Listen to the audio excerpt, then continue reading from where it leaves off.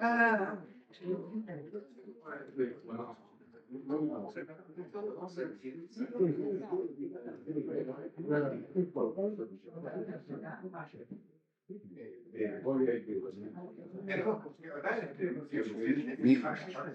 Nico.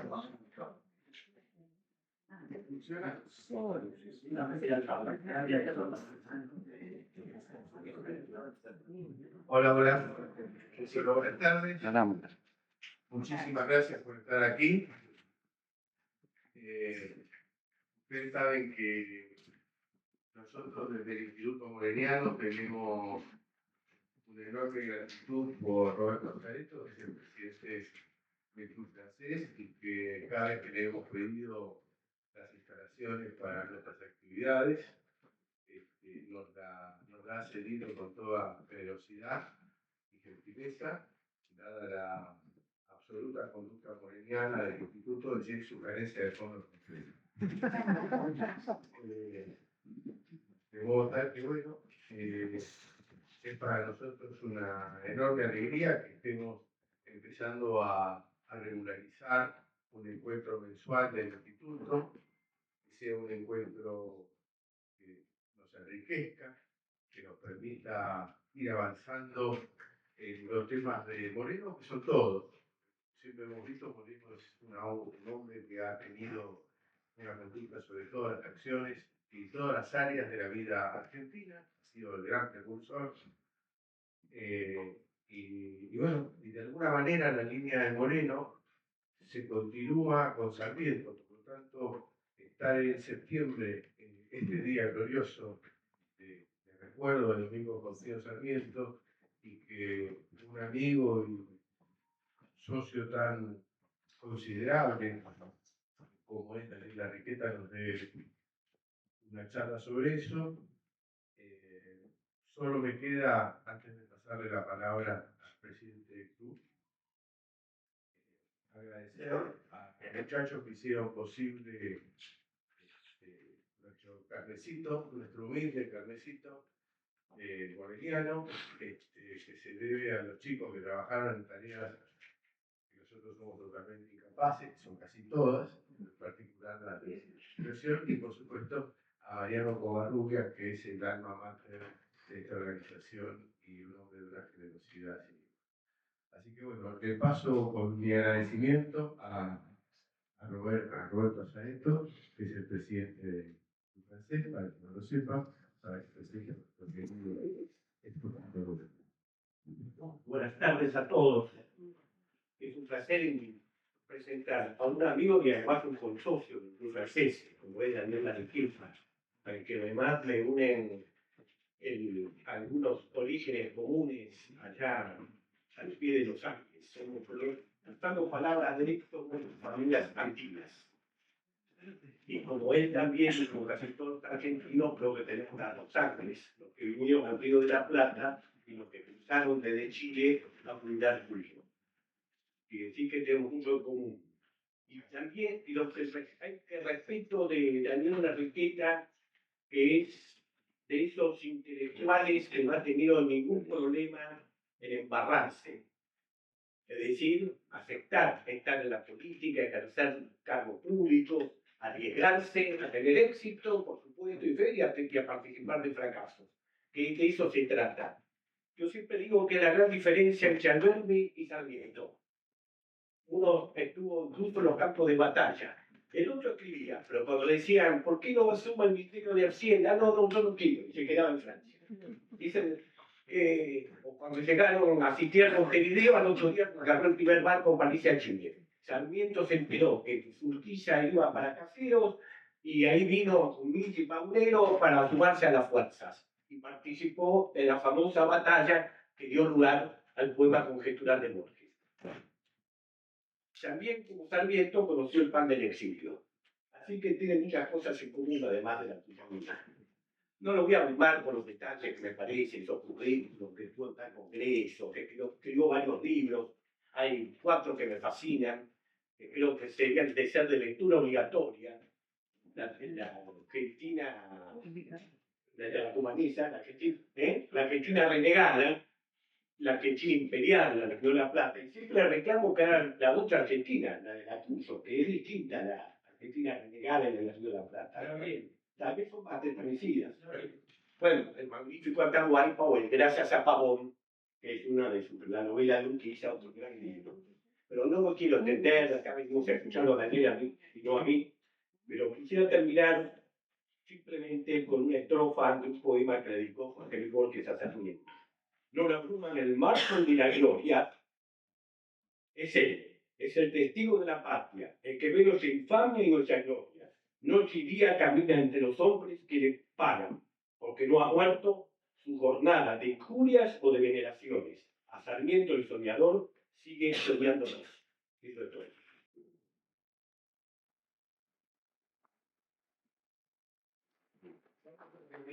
Que se apaguen los celulares si alguno lo ha olvidado.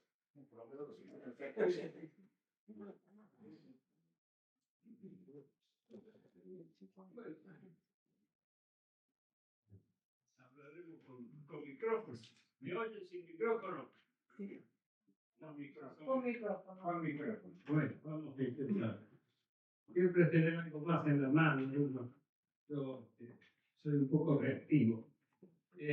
Bueno, Antonio Pagés Rara, gran intelectual argentino, que fue un pensador, un crítico, un analista político y un hombre cercano al presidente Ilia, de quien fue funcionario. En 1988, al cumplirse 100 años de la muerte de Sarmiento, escribió en el Diario de la Nación: hace un siglo, a las 2:13 de la noche, murió en Asunción del Paraguay Domingo Faustino Sarmiento, un patriota desesperado, un héroe de la palabra, gaucho cultivado y quijotesco, sigue viviendo y combatiendo por ideales que son como la sangre de nuestra patria. Su gloria no sufre por el tiempo ni se sobresalta por la injuria. Es el genuino vencedor. Su voz continúa hablando al porvenir de la tierra y el hombre argentino. Sarmiento moría en Paraguay. Algunos analistas han dicho: este hombre fue a morir al Paraguay y había dicho muchísimas cosas duras sobre los guaraníes y sobre los paraguayos. Pero en la vida de Sarmiento, decir cosas duras de todo el mundo y después reconciliarse era la costumbre. Y la verdad es que este episodio del Paraguay tiene mucho contenido, porque Sarmiento fue un hombre muy importante para el Paraguay. Llegado a la presidencia en 1868, le tocó recibir del presidente Mitre la guerra del Paraguay, y que estaba en su etapa final, tal vez la más dolorosa, porque la más cruel. Y cuando terminó esto, él tomó la precaución, ya presidente, de hacer por lo menos una cosa muy importante: rearmar el ejército argentino en previsión de que hubiese un conflicto con Brasil, justamente por el control del Paraguay. El Brasil apuntaba a ser un protectorado en lugar de reconocer la independencia, y la Argentina luchó por la independencia del Paraguay. Y lo segundo que hizo Sarmiento, y que me parece muy interesante, es designarlo a Bartolomé Mitre, presidente, su antecesor, para una embajada especial en Río de Janeiro, a verlo al emperador don Pedro II, para pedirle la garantía de que no iba a haber una guerra entre Brasil y la Argentina. Mitre va a Río de Janeiro y el emperador lo hace esperar un mes hasta recibirlo. Y Mitre espera. Mitre espera, se reúne con el emperador y don Pedro II le dice más o menos, voy a usar palabras imperiales, pero seguramente reforzadas, le dice: mientras yo sea emperador, no habrá una guerra con la Argentina. Y así tiene la garantía de la paz. Esa paz, de acuerdo a los tratados secretos de la Alianza, establecía la distribución territorial después de la victoria. A la Argentina se le reconocían los derechos sobre el Chaco, con sus tres partes. El Chaco Austral, que es la provincia del Chaco, los llamados bajos submeridionales de Santa Fe, y el nordeste de la provincia de Santiago del Estero, es decir, al nordeste del río Salado. El Chaco Central, que es la actual provincia de Formosa, y el Chaco Boreal, que es el Chaco paraguayo. Y la discusión era sobre el Chaco Boreal. Finalmente se produce la intervención, la medida, del presidente Hayes de los Estados Unidos, que reconoce los derechos argentinos sobre el Chaco meridional y central y los derechos paraguayos sobre el Chaco Boreal. Allí había una localidad creada por los argentinos, fundada por los argentinos, que se llamaba Villa Occidental, en la costa occidental del río Paraguay. Y ahí estaba el asiento militar de las fuerzas argentinas de ocupación, que las encabezaba nuestro general Mansilla, y que ejercía esas funciones mientras la soberanía argentina estaba en cuestión. Cuando se definió el pleito, naturalmente Mansilla fue llamado, un general de alta graduación e importancia, a Buenos Aires, y quedó a cargo de las tropas argentinas un doctor Fontana, que era un científico, en verdad, no era un militar de carrera. Y Fontana se quedó a cargo con la instrucción dada por el presidente de encontrar una nueva capital, un nuevo asiento para las fuerzas argentinas en esta región. Y Fontana busca ese asiento y funda la ciudad de Formosa, que sigue hoy memorando, por supuesto, esta acción de Fontana. Fontana es un hombre extraordinario, yo me detengo un minuto en él, porque terminada esta función, vuelve a Buenos Aires y el presidente Roca lo designa gobernador del Chubut, primer gobernador del Chubut. Va Fontana a la zona de Puerto Madryn, donde estaba la colonia galesa, justamente, y la colonia galesa estaba organizándose con la misión de capitanear esto y ordenar el trabajo y garantizar la ocupación de los territorios. Fontana se instala ahí, se vuelve muy popular con los galeses, los organiza y los invita a marchar hacia el oeste. Entonces va Fontana con los galeses hacia el oeste, fundan las colonias galesas del pie de la cordillera y expulsan a los chilenos que ya habían pasado la frontera. Estos galeses y Fontana tienen una gran protección entonces del ministro del Interior, que era Rawson. Por eso la capital del Chubut se llama Rawson. Fue de los galeses homenaje al ministro del Interior, que los protegió, los financió, los defendió y los permitió su instalación. En esta historia siempre me gusta rescatar a Fontana, que lo tenemos un poco olvidado, aunque tenemos un lago Fontana en aquella zona, y que por supuesto en la ciudad de Formosa tiene avenidas, plazas, todos los homenajes que se merecen. Bueno, este mundo de Sarmiento, este Sarmiento que se muere, Sarmiento se muere, y hay un episodio fantástico de esto, que es el traslado. Primero que ustedes habrán visto una foto de Sarmiento muerto en un sillón, en un sofá, un sillón ortopédico pareciera. ¿Y qué sucedió? Que Sarmiento se murió, como dice Paquel Araya, a las 2 de la mañana. No había luz en Asunción. No se le podía hacer una foto, como era la costumbre. Entonces hubo que esperar a la madrugada. Y entonces por eso el cuerpo del pobre Sarmiento parece en una posición un poco artificial, porque lo acomodaron para poder hacer esto.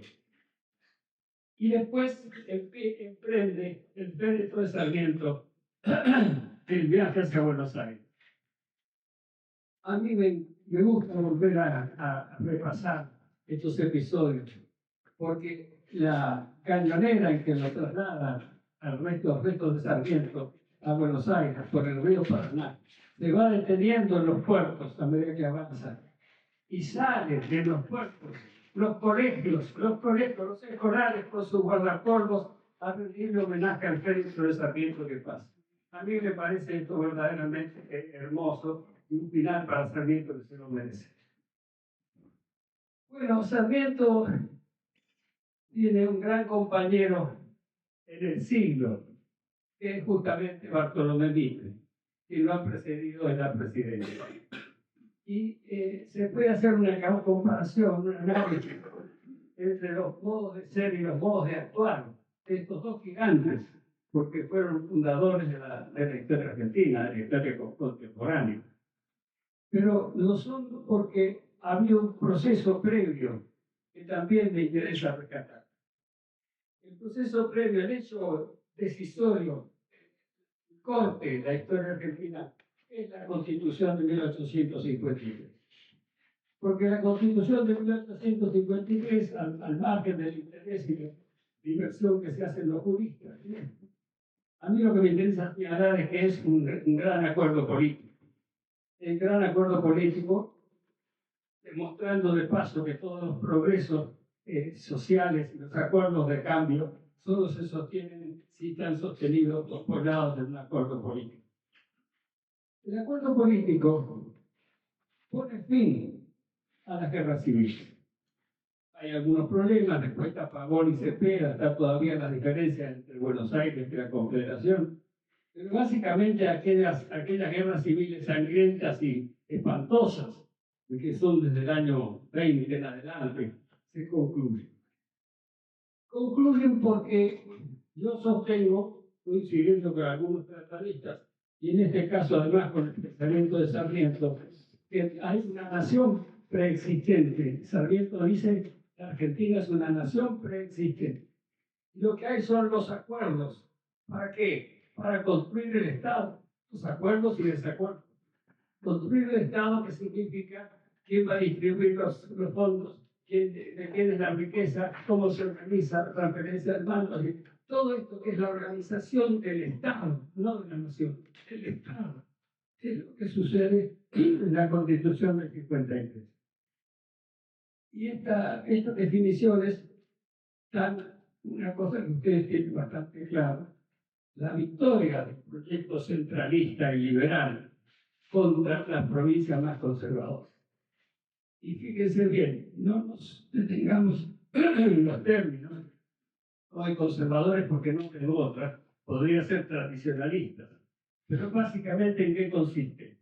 Los caudillos de las provincias, conservadores, tradicionalistas, después se van a resistir a la inmigración. Yo ya hay algunos compañeros acá que han seguido mi curso del año pasado. Ellos se oponen, no se oponen al unitarismo, se oponen al liberalismo, se oponen a las ideas de innovación que vienen amparadas en la propuesta unitaria. ¿Por qué? Porque la cabeza de esto es Buenos Aires y es el Río de la Plata, es la Argentina la Argentina ilustrada preconstitucional. La Argentina ilustrada gana la guerra con las provincias tradicionalistas, firman de acuerdo en la Constitución del 53 y establecen algunas ventajas para las provincias conservadoras, las minorías conservadoras de las provincias. Hay una institución central, para que se les señalo para que la miren siempre con atención, que es el Senado. Porque el Senado, aparte de representar a las provincias igualitariamente, tiene algunas facultades que pueden ser aprovechadas por las clases dirigentes de la provincia. El que atribuye los ascensos militares superiores, el que dirime las embajadas, los cargos diplomáticos superiores, y también el que atribuye, que decide nada menos que sobre los jueces, sobre el sistema judicial y los jueces federales. De modo que estas minorías provincianas derrotadas en el planteo global tienen algunas pequeñas compensaciones en esta estructura que es el Senado. De ahí la importancia extraordinaria que tiene, y de ahí la tontera de empezar a decir que hay que ser unicamerales, todas esas pavadas que dicen los que no saben historia. Bueno, este, también algo interesante que me voy a acordar de decirles, que la Convención de Santa Fe discute todas las estructuras de las ideas centrales, los derechos humanos, etc. Y hay un tema central, que es la libertad de cultos. Un tema central que provoca muchas discusiones y muchos debates. La libertad de cultos para los del Río Platense viene de atrás, de la Convención con Inglaterra de 1825, y se ha ido aplicando, y entonces tenemos iglesias luteranas, cementerios alemanes, cementerios de distintas. Todas esas cosas no existían antes del acuerdo con Inglaterra de 1825. Pero eso viene para consolidarse en la Constitución y tiene mucha oposición. Y ahí se levanta un convencional, joven, sacerdote, Lavaisse, Benjamín Lavaisse, para defender con argumentos encendidos la importancia de la libertad de culto. Un argumento central que a nosotros nos puede hacer sonreír. Lavaisse dice, si somos un país de inmigración, él mismo lo es. Ahora les explico por qué. ¿Cómo no vamos a sostener la libertad de culto si es indispensable para que los inmigrantes quieran venir a la Argentina? Bueno, en la votación la libertad de culto gana por un voto, y es el voto de Lavaisse. Benjamín Lavaisse es hijo del barón de Lavaisse, general de los ejércitos napoleónicos, que viene a Buenos Aires en 1817. Se instala en la Argentina, se querencia relativamente, tiene este hijo en Santiago del Estero, que va, el barón de Lavaisse se suicida después, pero el hijo va a hacer una importante actividad política y este gran trabajo en la Convención Constituyente de Santa Fe. Bueno, de esta constitución viene, Mitre avanza buscando las líneas históricas de la identidad. Hay una nación preexistente, dice, y por eso nos resulta mandante. Él tiene un objetivo preciso, afirmar que la Argentina existe.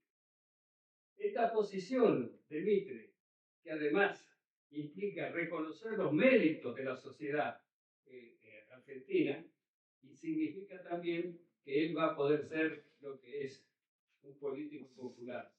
Un político popular no por opción electoralista, sino porque él trabaja con la gente, para la gente, sostiene los méritos de la gente.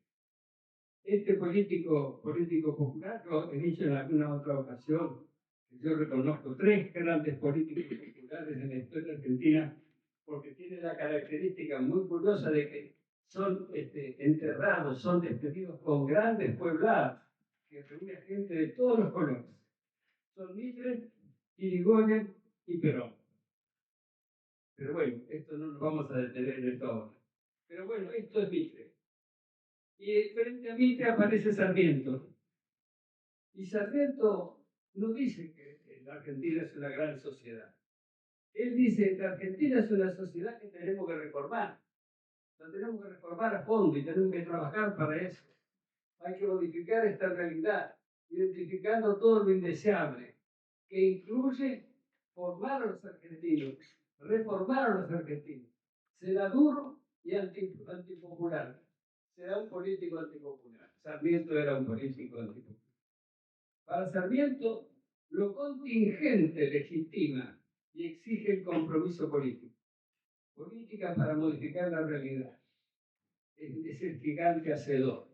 Y será hacedor con la gente, para la gente. Es un supremo humanista. Y nos da el Facundo. El Facundo es la Argentina vista a través de la gente. No es patria, es la gente. La historia se hace con la libertad sobre la necesidad.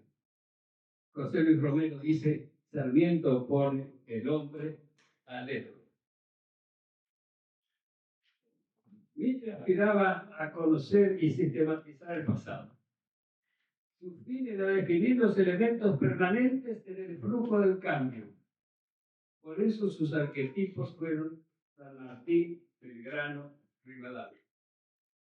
En rigor, Era todo el pasado el que en su pensamiento se fijaba hasta adquirir una grandeza carismática. Estos son los grandes libros de Mitre, los grandes trabajos de Mitre, siempre es esto, Mitre levantando a la sociedad existente. Así surgía de la concepción de Mitre un pasado estático. De la de Sarmiento, en cambio, se desprendía una noción más imprecisa del pasado argentino, pero más atenta a las fuerzas primarias que operaban en él. Lo está diciendo Romero. Si los héroes preferidos de Mitre fueron Belgrano y San Martín, los de Sarmiento fueron Facundo Quiroga, Aldao, El Chacho, caudillos bárbaros a quienes odiaban y admiraban al mismo tiempo, seguramente porque reconocía en ellos cierta extraña potencialidad que jugaba decisivamente en la vida argentina. La preocupación de Sarmiento no fue establecer y estimar el saldo permanente que iba quedando de la sucesión de los avatares de nuestra historia. Por el contrario, eran los avatares mismos, lo que le atraían. Y el objeto de sus reflexiones fue establecer el sentido de los mismos cambios, los secretos de la sucesión, las fuerzas que los provocaban una vez y otra. En última instancia, Sarmiento perseguía la vivisa fisonomía de las diversas respuestas que los cambios significaban a las situaciones del paisaje y de la tradición. Y en cada una de ellas veía un momento valioso en sí mismo, pese a su contingencia, porque al fin toda la historia y la vida misma no era para él sino contingencia. Y acá pueden ver ustedes, enfrentado a la posición de Mitre, que estaba encontrando las líneas permanentes. Al fin de cuentas, la clásica antinomia civilización y barbarie oculta la antinomia libertad y necesidad. Pero para Sarmiento la historia es cosa de hombres de carne y hueso. Por eso prefería la biografía como género y no puede agotarse en la descripción de antinomias abstractas. La vida histórica, parecía decir, es el resultado de la acción creadora sobre la necesidad. Eso es, en última instancia, la traducción de civilización o verdad. Acá pues estamos frente al hombre que vive la vida como un flujo, como una que implica, importa la obligación de construir, de hacer, porque las cosas no están hechas, hay que hacerlas, y las que están hechas hay que cambiarlas para tener el progreso que buscamos, sino también esta visión de Sarmiento, de que lo rico, lo poderoso, lo extraordinario de la sociedad es la gente. Diferencia muy grande con Alberti, acuérdense ustedes. Sarmiento desde este lugar propone educar a la gente, ayudar a la gente, y Alberti propone reemplazarla con los inmigrantes. Y estas son dos posiciones claramente opuestas, que tienen que ver con la visión de uno respecto de la vida.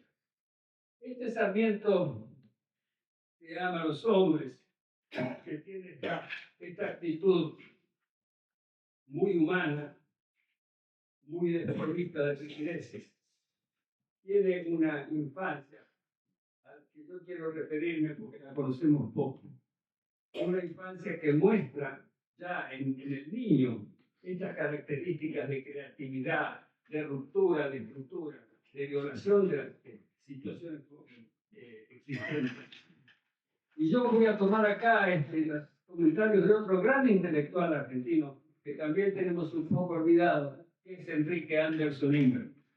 Anderson Inver es un gran intelectual nacido en el 10 y muerto en el 2000, crítico literario, profesor de varias universidades en la Argentina y en el extranjero. Y Anderson Inver dice, hablando de Sarmiento, según sus más viejos recuerdos, Sarmiento debió ser un niño nervioso, sensitivo, fantasista, impresionable, exaltado. De noche salían de los rincones enanitos que danzaban frente a su cama. Se metamorfoseaba en perro. Se maravillaba si le personificaban las fuerzas naturales. Como cuando una amiguita explicó que las nubes van al mar a alzar el ave. De las primeras supersticiones le quedó siempre un fondo de fe en lo extraño y sobrehumano. Fe no en la religión, sino en fuerzas metapsíquicas y metafísicas, premoniciones, telepatía, relaciones misteriosas, coincidencias fatales, raptos visionarios, certeros pero ilógicos. Y dirá, yo no sé si creo o no en estas cosas, pero 1000 veces necesito admitirlas como explicación de hechos inexplicables.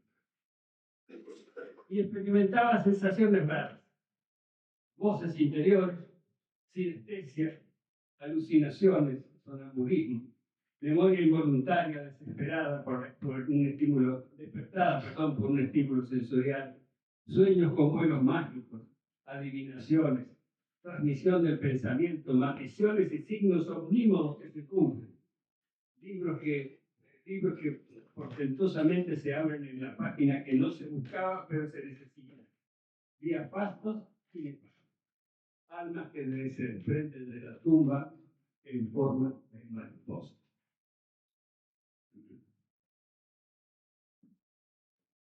Bien.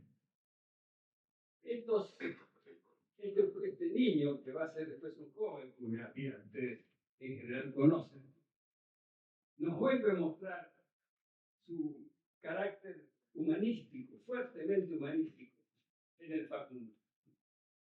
Y yo he elegido para poder detenernos en esto y mostrarles un poco estas condiciones. 3 episodios que relatan el Facundo, toda literatura sarmientina.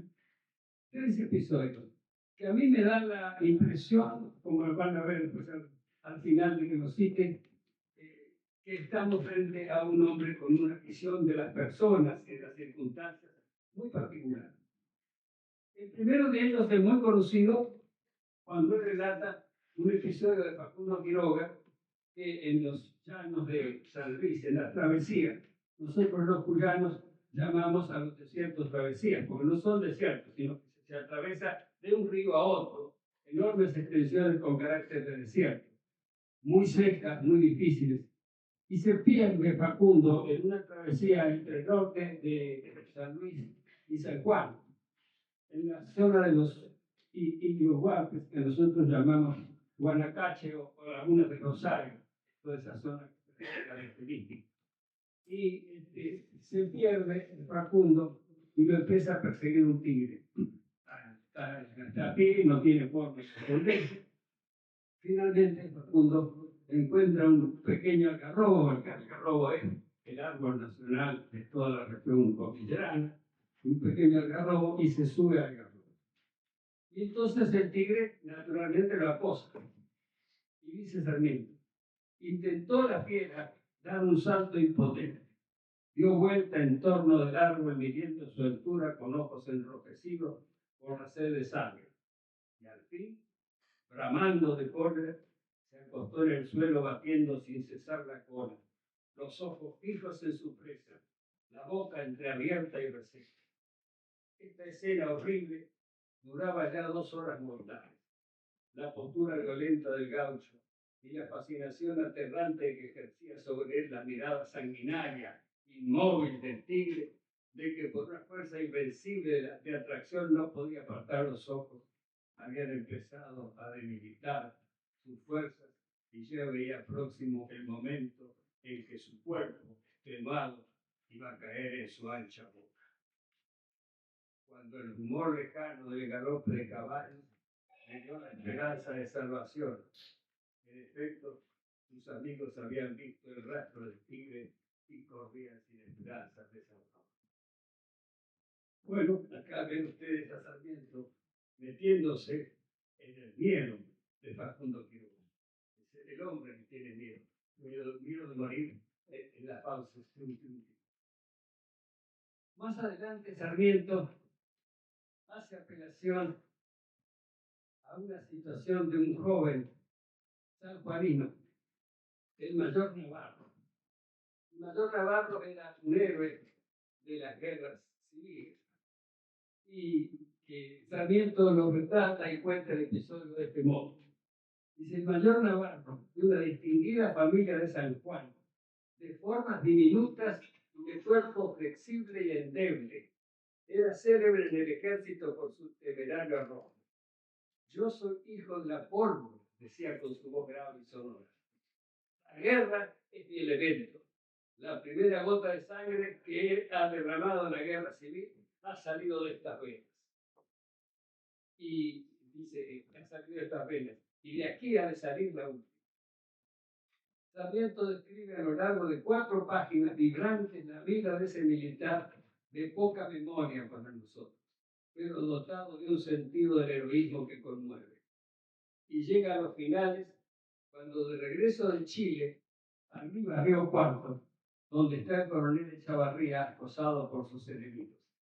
Navarro se le une para salvarlo y tiene que desmontar para pelear a su lado hasta que los matan a los dos.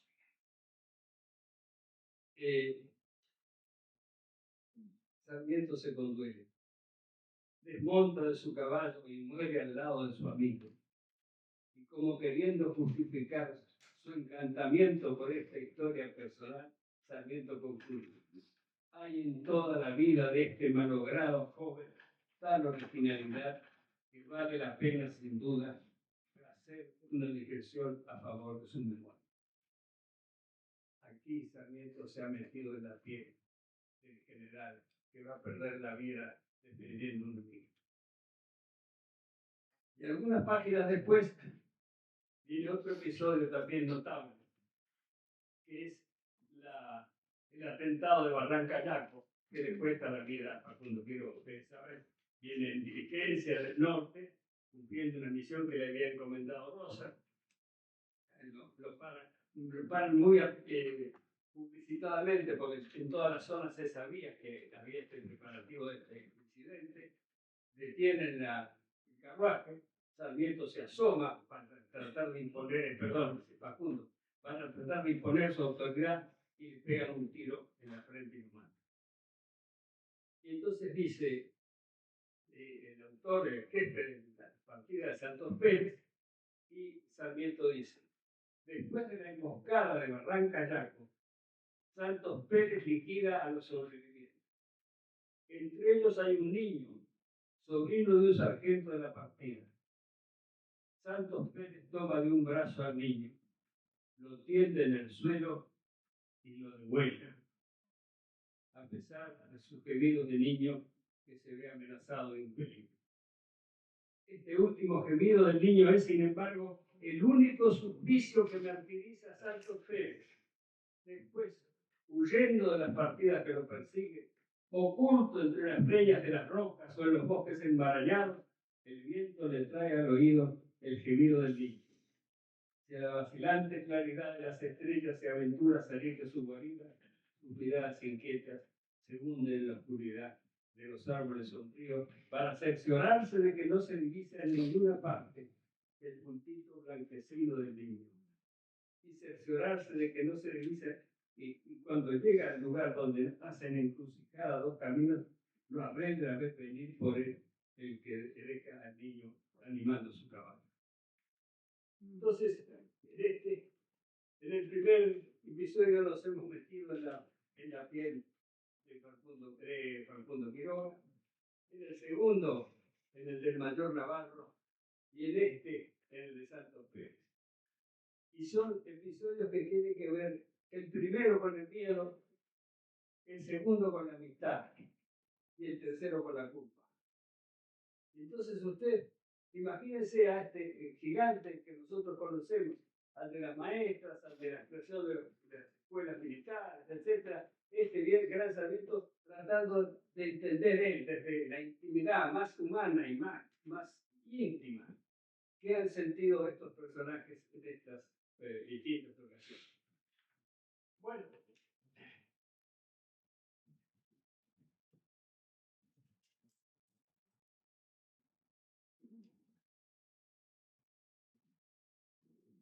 no crean que lo voy a abrumar con tantas páginas, pero bueno, he tenido que.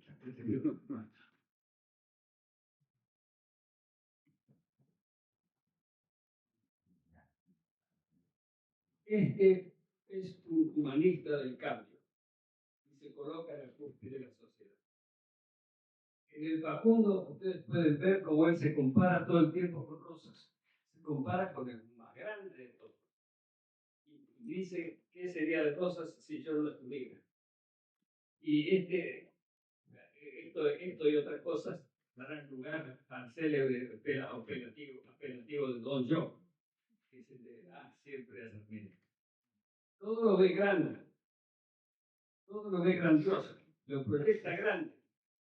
Nos habla de 100 millones de habitantes, la navegación de los ríos, las 1000 maestras que va a traer, que al final trae 64, pero igual que transformaron la educación argentina. Es la clase de estos grandes hacedores, optimistas, románticos, creen en el progreso como mandato del tiempo.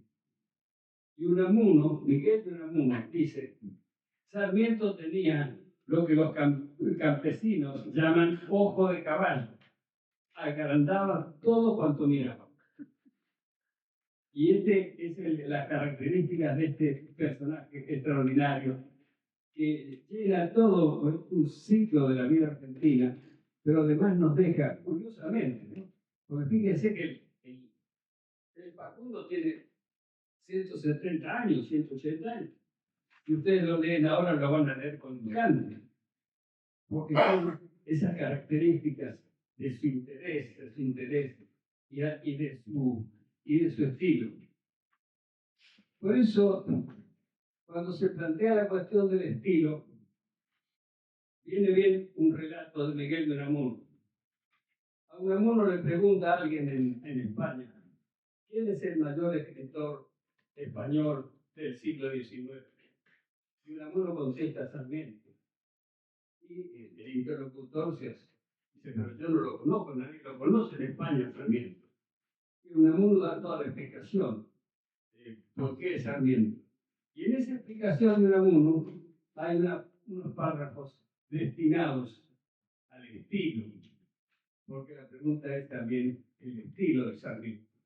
Y Unamuno dice, cabe un estilo vigorosísimo, robusto, personal y henchido de hermosura, con un lenguaje desgreñado e incorrecto, como cabe el mayor afilamiento lingüístico y la manera de escribir más correctamente retórica, sin estilo alguno. Sarmiento tiene estilo, un estilo a veces algo enfático, un tanto oratorio, casi siempre lleno de color y de calor, siempre y de gracia, robusta y viril muchas veces. Y en cuanto al lenguaje, anticuado a veces, que había aprendido allá en la remota San Juan, al pie de los Andes, en el seno de una antigua familia colonial. Una lengua muy briosa y muy expresiva, en un estilo de montonera. Este era el juicio de Unamuno sobre el lenguaje de Sarmiento. Bueno, este Sarmiento es un hombre con este lenguaje de ataques directos. Uno que yo he tomado, me resulta muy divertida la descripción. Ustedes saben que Sarmiento era muy poco curiolero, era muy crítico de las cosas, muy enfrentando, no a la iglesia, sino a la pretensión de la iglesia de limitar la educación y los conocimientos. Y entonces dice que cuando va a Córdoba, cada convento o monasterio tenía una ranchería contigua, en que estaban reproduciéndose 800 esclavos de la orden, negros, zambos, mulatos y mulatillas de ojos azules, rubias, rozagantes, de pierna grullida como el mármol, verdaderas circasianas dotadas de todas las gracias, con más una dentadura de origen africano que servía de cebo a las pasiones humanas. Todo para mayor honra y provecho del convento a que estas surías pertenecían. Bueno, lenguaje directo, divertido, un lenguaje muy lucido, como ustedes ven, era un poco los elementos que caracterizaban al modo de hacer de Sarmiento. Pero yo para concluir, les voy a relatar una pequeña cosa. Sarmiento habla de Alvear y dice, conejo, cara y alma de conejo, voy a descender a decir inmundicia de usted. Y este conejo es Alberto. Yo les voy a dar una primicia. El billete de 20.000 pesos que espero que todos ustedes reciban pronto y en grandes cantidades tiene un retrato de Alberto. Ese Alberti tiene exactamente la cara de conejo que quería Sarmiento.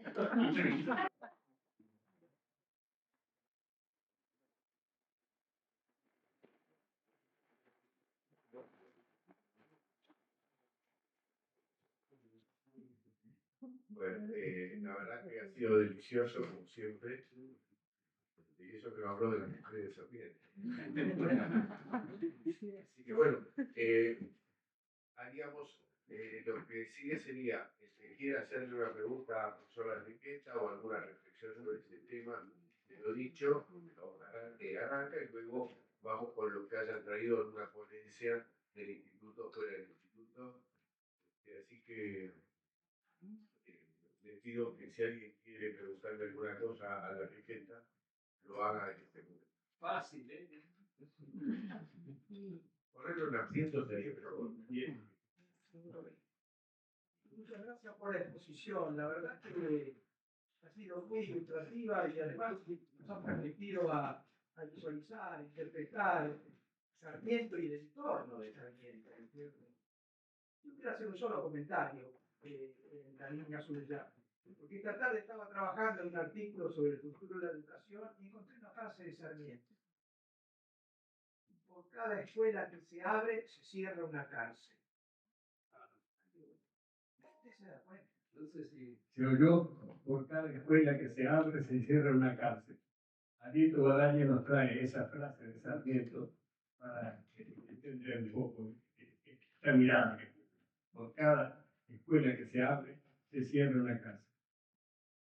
Yo puedo agregar una pequeña anécdota personal. Mi padre fue director de la cárcel ya por los años 40 y hizo un pequeño estudio del origen de los delitos. El origen de los delitos era 50% fuego. 50% fuego. Ahora estamos en una especie de reino del fuego. Yo quería, simplemente quería contar una pequeña anécdota de Sarmiento que seguramente muchos conocen, pero que lo pinta de John Montero. Él estaba en Buenos Aires ya como presidente electo, pero no había asumido la presidencia. Iba caminando por la calle y frente a él viene el obispo. Sarmiento se baja y el obispo dice: gracias, señor presidente. Le dice: no, gracias, señor Sarmiento. Cuando yo sea presidente, el que se va a matar a la calle va a ser usted. Y ese va a ser claro.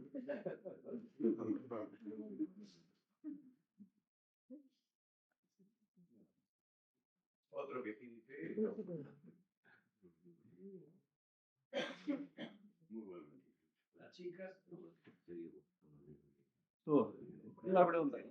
Hay un episodio, a Sarmiento le tocó ser presidente en capaz la peor epidemia que sufrió la ciudad de Buenos Aires, que fue la epidemia de fiebre amarilla.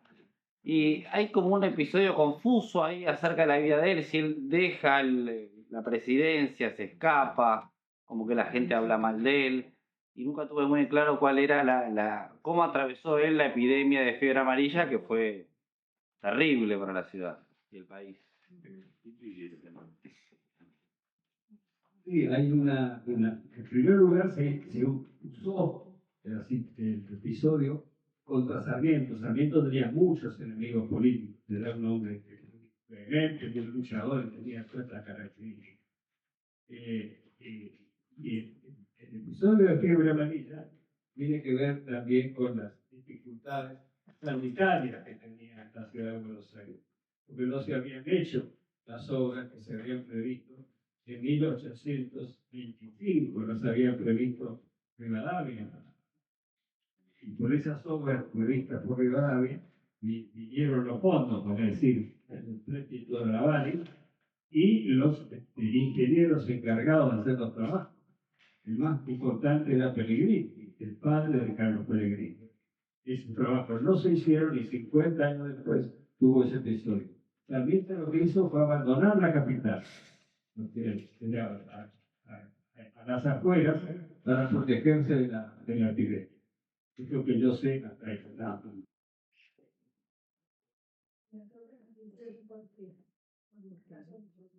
Las obras no se hicieron porque vino Rosas y se abandonó todo eso. Rosas es un poco como este presidente que tenemos ahora que dice que no hay que hacer nada. No se hizo Rosas. Los fondos se comprometieron en la guerra con el Brasil. Este es el problema que a veces no se explica. ¿Qué pasó con esos 5 millones de pesos que estaban destinados a las aguas corrientes, a 3 ciudades, 3 pueblos de la frontera, ¿no? 3 pueblos de la frontera con los indios y el pueblo? No se hicieron ninguna de estas 3 cosas. Todos esos fondos se perdieron en la guerra con el Brasil.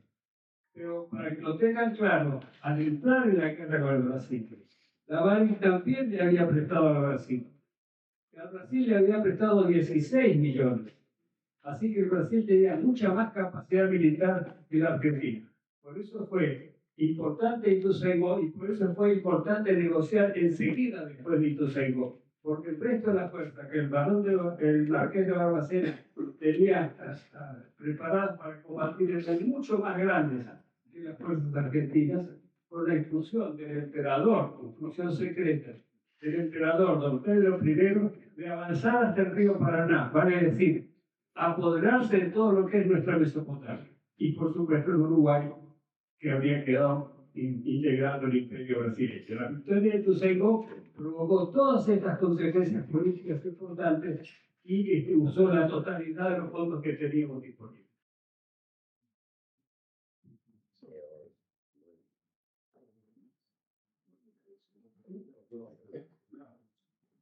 Bueno, como dicen los rematadores,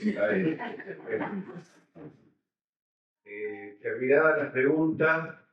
Había algunos amigos que creo que habían preparado alguna ponencia sobre Sarmiento y este es el momento de ahora o nunca. Hable ahora, calle para siempre.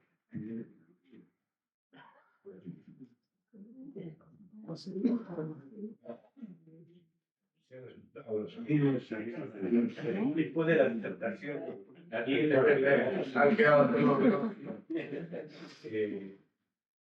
Bueno, entonces, un aplauso para